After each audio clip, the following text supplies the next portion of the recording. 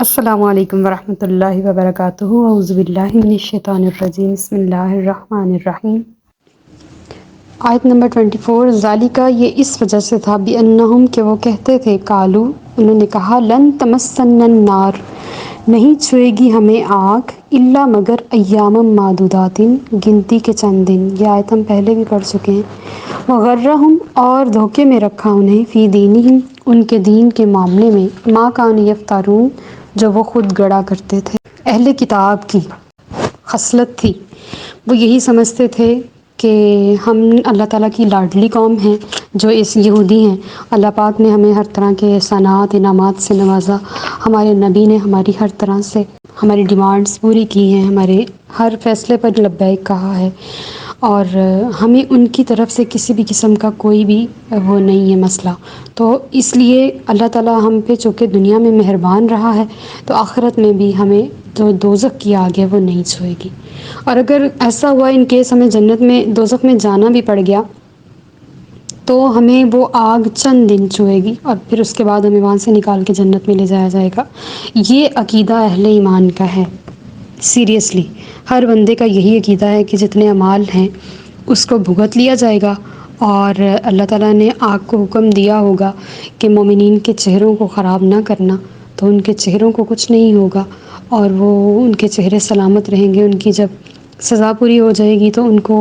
جنتی پانی میں غسل دیا جائے گا، اور ان کے جسم کا جتنا بھی وہ عذاب اور جتنی تکلیف انہوں نے سہی ہوگی وہ ساری کافور ہو جائے گی، اور ان کو جنتی لباس پہنا کر جنت میں بھیج دیا جائے گا۔ اور یہ سلسلہ چلتا رہے گا جب تک کہ ایک آخری شخص جس نے لا الہ الا اللہ کہا ہوگا وہ بھی ایک دن جو ہے وہ جنت میں داخل ہو جائے گا۔ جس نے لا الہ الا اللہ کہا ہوگا، یہ بات یاد رکھیے گا، اینڈ پہ محمد رسول اللہ نہیں۔ جس نے بھی اللہ کو ایک مان لیا ہوگا وہ بھی الٹیمیٹلی سب سے آخر میں ہی صحیح لیکن وہ جنت میں داخل ہو جائے گا۔ اور ہمیں دعا یہ کرتے رہنا چاہیے کہ شیطان جو دنیا میں ہمارے پیچھے لگا ہوا ہے اور ہر وقت وہ ہمیں بہکانے پھسلانے میں، کبھی وہ کامیاب ہو بھی جاتا ہے کبھی ناکام بھی رہ جاتا ہے، لیکن وہ ہمارے پیچھے لگا ہے، تو ہمیں یہ دعا کرتے رہنا چاہیے کہ یا اللہ اس کو دنیا میں ہی لگائے رکھنا، جب ہماری موت کا وقت آئے تو اسے ہم سے ہٹا لینا۔ اس کی سب سے بڑی وش اس ٹائم یہی ہوگی کہ اس بندے کو میں اپنا کلمہ پڑھا لوں۔ تو ہمیں اس ٹائم اللہ سے اسی دعا کی جو ہے نا وہ امید رکھنی چاہیے کہ یا اللہ ہمارا خاتمہ اس کلمہ پر ہو جو ساری زندگی ہم نے تیرے نام کا پڑھا ہے، اور اسی کلمے پر ہمیں موت آئے، اور اسی کلمے پہ ہم تیرے محبوب علیہ الصلوۃ والسلام کی زیارت کریں قبر میں۔ تو کتنی پیاری دعا ہے نا، الہی بحق کے بنی فاطمہ کہ بر قول ایماں کنی خاتمہ، اگر داؤ تم رد کنی ور قبول منو دست دامان آل رسول۔ ہمارے ہاتھوں میں آل رسول کا دامن ہو، اور کامل ایمان کی موت ہو، اور کلمے والی موت ہو، اور اسی طریقے سے ہم اس دنیا سے جائیں۔ یہ بڑی خوبصورت دعا ہے، اللہ تعالیٰ ہم سب کے حق میں قبول فرمائے۔ اور یہاں پہ اللہ تعالیٰ بیان فرما رہے ہیں کہ دھوکے میں رکھا ہے ان کے دین نے۔ یہ ہمارے دین کی بات ہے، یہ ان کے دین کی بات نہیں ہے۔ ان کے دین نے انہیں دھوکے میں رکھا ہے، اور وہ خود سے ایزیوم کر رہے ہیں، انہوں نے خود سے سب کچھ سوچ رکھا ہے، ایسا ہوگا ایسا ہوگا ایسا ہوگا، حالانکہ ایسا نہیں ہوگا۔ انہیں اپنے اعمال کو بھگتنا ہی ہوگا، الا یہ کہ وہ مسلمان ہو جائیں اور ایک خدا کے قائل ہو جائیں، اور ایک محبوب علیہ الصلوۃ والسلام پر ایمان لے آئیں، کیونکہ حضور کی آمد کے ساتھ ہی عیسائیت تک کے سارے مذاہب منسوخ ہو چکے ہیں۔ اب ایک ہی مذہب ہے اور وہ اسلام ہے۔ جس نے قبول کرنا ہے، جس نے اس اللہ کا کلمہ پڑھنا ہے، اسے یہی کلمہ محبوب علیہ الصلوۃ والسلام ہی کا پڑھنا ہوگا۔ آیت نمبر 25۔ فَكَيْفَ پس کیا حال ہوگا، اذا جب جمعناہم ہم جمع کریں گے انہیں، لیومن اس دن، لا ریب فیہ جس کے آنے میں کوئی شک نہیں، ووفیت اور پورا دیا جائے گا، کل نفس ہر شخص کو، ما کسبت جو اس نے کمایا، وہم لا یظلمون اور ان پر ظلم نہیں کیا جائے گا۔ اللہ تعالیٰ فرما رہے ہیں کہ آج تو یہ کہتے ہیں نا کہ ہم 4 دن دوزخ میں رہ لیں گے اور بس پھر قصہ ختم، تو کل جب اللہ کی بارگاہ میں آئیں گے اللہ تعالیٰ فرما رہے ہیں ان کا کیا حال ہوگا۔ جب جس قیامت کا وہ ساری زندگی انکار کرتے رہے، جب وہ آنکھوں کے سامنے دیکھ لیں گے، جس کے آنے میں کوئی شک نہیں ہے، جب سب لوگ جمع ہو جائیں گے، اپنی قبروں سے نکل آئیں گے، دوبارہ ان میں روحیں ڈال دی جائیں گی، ان کے پور تک کمپلیٹ کر دیے جائیں گے، ان کے جسم کا ایک ایک حصہ جیسا بنایا تھا ویسا دوبارہ بنا دیا جائے گا، یہ تو اس کے لیے کوئی مشکل ہی نہیں ہوگی۔ اور ہر نفس کو جو اس نے کمایا ہوگا اس کا بدلہ اس کو دیا جائے گا، اور ایک ذرہ برابر بھی ظلم نہیں کیا جائے گا۔ اس آیت سے بڑا ڈر لگتا ہے، یا اللہ ظلم تو تیری بارگاہ سے کبھی ہو ہی نہیں سکتا، لیکن ہم انصاف نہیں چاہتے، ہم معاف چاہتے ہیں، تو ہمیں معاف فرما دے۔ تو اس روز اللہ تعالیٰ ایک ایک انچ کا، ایک ایک بات کا بدلہ دے گا، ہر چیز کا پورا پورا کر کے اجر، اچھا اور برا عطا فرمائے گا، اور ان پر ظلم نہیں کیا جائے گا۔ تو ہم تو یہی کہتے ہیں مولا تو ہمیں معاف فرما دے۔ آیت نمبر 26، کل آپ فرما دیجئے اللہم، اے اللہ، مالک الملک، اے بادشاہوں کے بادشاہ، یا اے سب ملکوں کے مالک، تو عطا فرماتا ہے الملک کا، اپنا ملک یا اپنی بادشاہت، من تشاء جسے چاہتا ہے، اور تنزیع چھین لیتا ہے، کھینچ لیتا ہے۔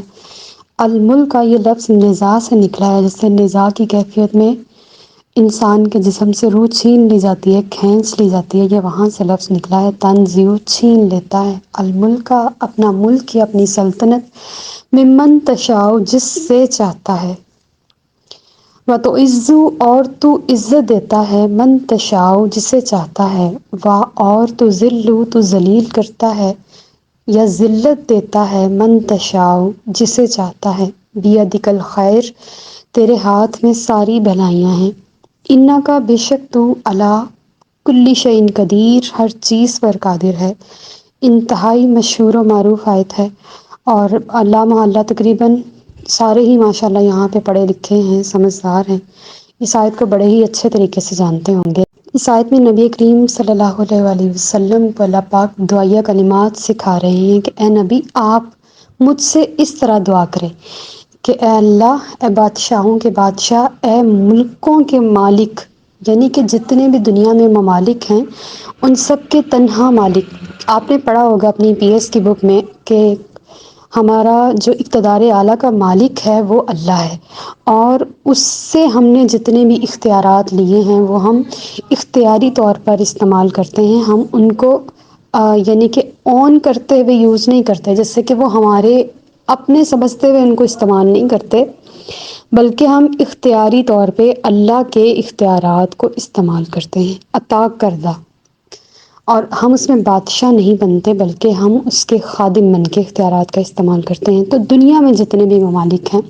ان سب میں جو اقتدار اعلیٰ ہے وہ رب دو جہاں ہی ہے، اور وہی مقتدر اعلیٰ ہے، وہی سب کچھ ہے، سارا اختیار اس کا ہے، سلطنت بادشاہت اسی کی ہے۔ ہم سارے کٹھ پتلیاں ہیں، ہم اس صدی کے اینڈ پہ سب ختم ہو جائیں گے، اور اگلی صدی میں اللہ تعالیٰ نئے لوگوں کو لائے گا، تو وہ ہمارا بھی بادشاہ ہے، وہ اگلی صدی میں آنے والوں کا بھی بادشاہ ہوگا، اور پچھلی صدی میں جو اس ٹائم دنیا میں ایک بھی شخص موجود نہیں ہے وہ تب بھی ان کا بادشاہ تھا۔ لہٰذا اصل میں بادشاہ جو ہے وہ رب دو جہاں ہی ہے۔ تو اللہ تعالیٰ سے ہم دعا کر رہے ہیں کہ اے مولا، تیری بادشاہت ہے، تو سارے ملکوں کا مالک ہے، تو بادشاہ ہے، تو اپنا ملک دیتا ہے جسے چاہتا ہے، تو بادشاہت دیتا ہے، اپنی سلطنت دیتا ہے۔ آپ دیکھتے ہیں کہ ہر جگہ پہ ہی سلطنت موجود ہے، ہمارے گھروں میں بھی بڑے موجود ہیں جن کی بادشاہت ہے، جن کی حکومت ہے، ہمارے اداروں میں بھی بڑے موجود ہیں جن کی حکومت ہے، جن کی مرضی چلتی ہے، اور پھر ایسے ہمارے سٹی لیول پہ بھی ہمارے بڑے موجود ہیں،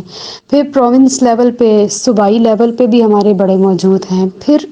لامحالہ الٹیمیٹلی اینڈ پہ ہمارے ملکی لیول پہ ہمارا بڑا وزیر اعظم ہمارے اوپر موجود ہے۔ ہم اختیارات کو اپنے لمیٹڈ پیریڈ میں استعمال کر سکتے ہیں، ہم کسی بھی اختیار کا ناجائز فائدہ نہیں اٹھا سکتے، اور ہمیں اس کے اندر ہی رہ کے ان سب کو جواب دہ ہونا ہے اپنے اپنے طرز پر۔ لہٰذا وہ بادشاہ جس کو بنا دیتا ہے تو اس کی مرضی ہوتی ہے، اور وہ جس سے بادشاہت چھین لیتا ہے تو یہ بھی اس کی مرضی ہوتی ہے۔ وہ دیکھتا ہے کہ میرا بندہ سنبھال سکتا ہے، وہ اس کے اوپر ڈال دیتا ہے۔ پھر جب دیکھتا ہے کہ وہ نہیں سنبھال سکتا تو وہ کسی ایسے کے اوپر ڈال دیتا ہے جو بہتر سنبھال سکتا ہے، اور وہ ہمیشہ بہتر ہی کرتا ہے۔ بعض اوقات ہمیں چیزیں سامنے صحیح نظر نہیں آ رہی ہوتی، ہم اللہ تعالیٰ پر اعتراض کرنے کھڑے ہو جاتے ہیں کہ شاید یہاں پہ یہ ٹھیک نہیں ہوا، اس گھر کا سربراہ چلا گیا، اب کون سربراہی کرے گا؟ ایسا ہوتا ہے، اور دیکھا ہے، اپنی آنکھوں دیکھا حال ہے کہ اب کون ہوگا اس گھر کا بڑا۔ لہٰذا ہمیں اللہ پر اعتراض نہیں بنتا، وہ بہتر سمجھتا ہے اس نے جو کیا۔ ہمیں آہستہ آہستہ وقت کے ساتھ ساتھ چیزوں کی سمجھ آ جاتی ہے کہ یہ شاید اس لیے ہوا ہوگا۔ ہم اللہ تعالیٰ کو اگر سمجھنا شروع کریں تو ہمیں اس کی سائیکی تو نہیں کہنا چاہیے، ہمیں اس کی سمجھ آنا شروع ہو جائے گی کہ وہ یہ چاہ رہا ہے اپنے بندوں سے۔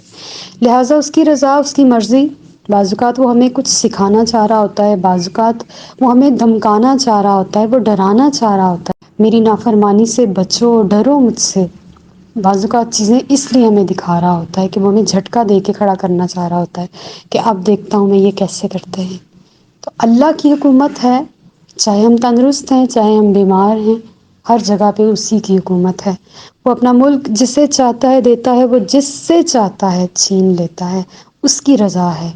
وہ کبھی نااہلوں کو بھی ملک دے دیتا ہے، کبھی وہ اس کے اہلیت نہیں بھی رکھ رہے ہوتے تو ان کو بھی دیتا ہے کہ ان کو آزما کے دیکھتا ہے، اور پھر اس لیے بھی کہ دیکھتا ہوں یہ کتنے گناہوں میں بڑھتے ہیں، یہ اس کا کتنا ناجائز استعمال کرتے ہیں۔ وہ چھین لیتا ہے بادشاہت جس سے چاہتا ہے، اپنی مرضی کرتا ہے، وہ مرضی کا مالک ہے، اس کے ہاتھ میں اختیارات ہیں، خزانے ہیں، ہم اس کو جواب دہ ہیں، وہ کسی کو جواب دہ نہیں ہے۔ اور تو عزت دیتا ہے جسے چاہتا ہے۔ ہم اس آیت کو روز پڑھتے ہیں، وَتُعِزُّ مَن تَشَاءُ وَتُذِلُّ مَن تَشَاءُ، لیکن ہم اس کا مس یوز کر جاتے ہیں۔ اگر ہم کسی کو گالی گلوچ کر رہے ہیں، کسی کی انسلٹ کر رہے ہیں، تو ہم اس کو یہ والی آیت سنا دیں کہ بھئی وَتُذِلُّ مَن تَشَاءُ، یہ تمہیں اللہ نے ذلیل کیا ہے، تو یہ تو پھر اس آیت کا مس یوز ہو گیا نا۔ حالانکہ ہمارے اختیار میں اپنی زبان تو ہے، ہم اس کو کنٹرول تو کر ہی سکتے ہیں نا۔ اور اگر ہم کسی کو عزت دے رہے ہیں تو یہ بھی عزت اگر وہ اس کے قابل ہے تو اس کو دینی چاہیے۔ ہر شخص کو عزت ہضم نہیں ہوتی، اور اسی چیز نے ہمیں خوشامد کی طرف بھی اور دوسرے معاملات کی طرف بھی بھیج دیا ہے۔ ہم ناحق کسی کو عزت دیتے دیتے اس کو خوشامدی خود کو بنا بنا کے اس کو مزید اپنے لیے برا ثابت کرنے کی کوشش کرتے ہیں۔ لہٰذا دونوں چیزوں کو ایک مکمل نظام کے تحت ہمیں دینا چاہیے، کسی کو عزت اور ذلت۔ بے شک یہ اللہ کے ہاتھ میں ہے، وہ جسے چاہتا ہے ذلیل کر دے، وہ جسے چاہتا ہے عزت عطا فرما دے، وہ اس کی سلطنت ہے۔ لیکن جو چیزیں بندوں کے اختیار میں ہیں ان کا بھی غلط استعمال نہیں کرنا چاہیے۔ الٹیمیٹلی جو ذلت اور عزت دینے والی ذات ہے وہ اللہ ہی کی ہے۔ پھر دعا کا طریقہ سکھایا، بیدک الخیر، مولا تیرے ہاتھ میں ساری بھلائیاں ہیں، اگر تو اچھا کرے تو تجھ سے کوئی پوچھنے والا نہیں، اور اگر تو ہمارے ساتھ برا کرنا چاہے تو بھی تیری ہی حکومت ہے، تو ہمارے ساتھ جو بھی سلوک کر، بے شک تو ہر چیز پر قادر ہے۔ آیت نمبر 27، تو لجو، تو داخل کرتا ہے، اللیل، رات کو، پھر نہاری، دن میں، اور تولج النہارا، تو داخل کرتا ہے دن کو، پھر لیل، رات میں، وتخرج، اور تو نکالتا ہے، الحی، زندہ کو، من المیت، مردہ سے، وتخرج، اور یہ خرج سے نکلتا ہے نا لفظ، خرج نکالنا، اور نکالتا ہے المیتہ، مردہ کو، من الحی، زندہ سے، وترزق، اور تو رزق دیتا ہے، من تشاء، جسے چاہتا ہے، بغیر حساب، بے حساب، بغیر کسی حساب کتاب کے۔ تو رات کو دن میں داخل کرتا ہے۔ ہم دیکھیں کہ اگر ہم اس ٹائم کو دیکھ لیں تو رات جو ہے نا وہ دن کے اندر داخل ہو رہی ہے،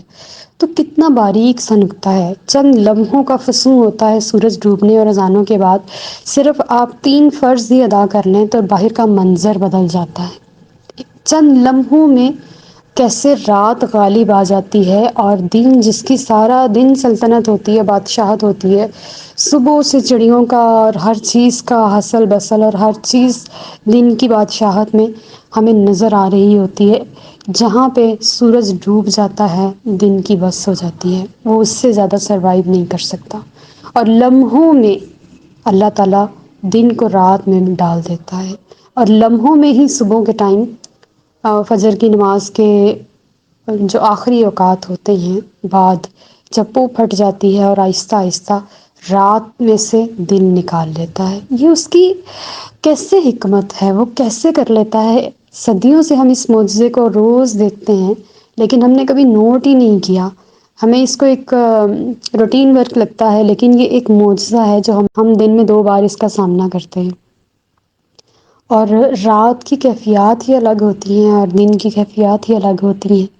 اور اس میں اللہ کے ساتھ تعلق بھی دونوں میں ڈفرینٹ ہوتا ہے۔ مختلف اوقات میں مختلف معاملات بندہ اپنے رب کے ساتھ کرتا ہے، تو یہ بھی اس کی ایک رحمت ہے، اس کی عطا ہے۔ اسی طرح وہ زندہ کو مردہ سے اور مردہ کو زندہ سے نکالتا ہے۔ زندہ کو مردہ سے تو نکال سکتا ہے، چلے ہم چلتے پھرتے تھے، مر گئے، لیکن مردے کو زندہ سے کیسے نکالتا ہے؟ وہ یوں ہے کہ جب بندہ دنیا میں تھا ہی نہیں، اس کا کوئی وجود ہی نہیں ہے، جیسے میں اب بتا رہی ہوں کہ آج جو بچے پیدا نہیں ہوئے وہ کیا ہیں، جو ابھی تک دنیا میں نہیں آئے وہ سب مردہ ہیں، اور پھر اس کو ایک زندہ وجود سے نکال دے گا، میتہ من الحی، اس مردہ کو جو اس ٹائم دنیا میں نہیں ہے ایک زندہ وجود میں سے نکال کے بچہ بنا کے ہمیں دکھائے گا کہ یہ ہے مردہ سے زندہ۔ اور پھر جب ہم مر جائیں گے تو مردہ سے وہ ہمیں قبروں میں سے نکال کے زندہ کرے گا، اور وہ یہ بھی کر سکتا ہے، یہ تو نکالتا ہے، یہ پریزنٹ کی بات ہو رہی ہے، وہ تو فیوچر کی بات ہے، لیکن ان آیات میں اللہ پاک پریزنٹ کی حال کی بات کر رہا ہے، آج کی بات کر رہا ہے۔ وَتَرْزُقُ، اور تو رزق دیتا ہے، من تشاء، جسے چاہتا ہے، بغیر حساب، بے حساب۔ جو ہم نے یہ 2 آیات پڑھی ہیں، قل اللہم سے لے کے بغیر حساب تک، اگر کسی کے اوپر قرض ہو تو اس کے لیے یہ بہترین آیت ہیں، اور آگے بھی میں کچھ بتاتی ہوں، وہ آپ اپنی ڈائری میں نوٹ کر لیجئے گا، اور اس کو ویسے ہی پڑھتے رہیں، ہر نماز کے بعد دعا میں مانگ لیا ایک بار، چلیں دن میں 1 آدھ بار مانگ لیا۔ معاذ بن جبل رضی اللہ تعالیٰ عنہ ایک بار جمعے کی نماز میں شریک نہیں ہو سکے، تو جمعے کی نماز میں چونکہ وہ لوگ بھی حاضر ہوتے تھے جو اپنے کاروبار میں مصروف ہوتے تھے اور دور دراز علاقوں میں رہتے تھے، وہ لوگ بھی ضرور حاضر ہوتے تھے، تو سبھی کا پتہ چلتا تھا کہ سبھی نے آنا ہے۔ تو ایک جمعے میں یہ شریک نہیں ہو سکے، تو کریم آقا صلی اللہ علیہ وسلم کو خبر ہوئی کہ حضرت معاذ بن جبل تشریف نہیں لائے، تو حضور نے اگلے بار ان سے پوچھا کہ آپ پچھلے جمعے کو تشریف کیوں نہیں لائے؟ تو انہوں نے عرض کیا، یا رسول اللہ، یوحنا بن باریہ، یہ ایک یہودی ہے جس کے میں نے کچھ پیسے دینے ہیں، وہ میرے دروازے کے اوپر تاڑ لگا کے بیٹھا ہوا تھا کہ یہاں میں دروازے سے باہر نکلوں تو وہ مجھے اپنی حراست میں لے لے، اریسٹ کر لے، لہٰذا میں آپ کی خدمت میں حاضر ہونے سے رک گیا کہ اگر میں باہر نہیں نکل سکا اس دن۔ تو حضور نے فرمایا، اے معاذ، کیا تم پسند کرتے ہو کہ اللہ تعالیٰ تمہارا قرض ادا فرما دے؟ میں نے عرض کیا، جی یا رسول اللہ۔ تو حضور نے فرمایا، ہر روز یہ پڑھا کرو، یعنی کہ قل اللہم مالک الملک تؤتی الملک من تشاء وتنزع الملک ممن تشاء وتعز من تشاء وتذل من تشاء بیدک الخیر انک علی کل شیء قدیر تولج اللیل فی النہار وتولج النہار فی اللیل وتخرج الحی من المیت وتخرج المیت من الحی وترزق من تشاء بغیر حساب رحمن الدنیا والآخرۃ ورحیمہما تؤتی منہما من تشاء وتمنع منہما من تشاء اقضی عنی دینی اللہم اقضی عنی دینی۔ اگر ہم یہاں تک پڑھتے ہیں تو اللہ تعالیٰ، اگر نبی کریم صلی اللہ علیہ وسلم نے فرمایا اگر تجھ پہ زمین کے برابر سونا بھی قرض ہوگا تو اللہ تعالیٰ ادا فرما دے گا۔ بہت ہی خوبصورت آیات بھی ہیں، اور اللہ کی بادشاہت کا تذکرہ بھی ہے، اور اللہ پر ایمان کی مضبوطی بھی ہے، اور قرض کی ادائیگی بھی ہے۔ وما علینا الا البلاغ المبین۔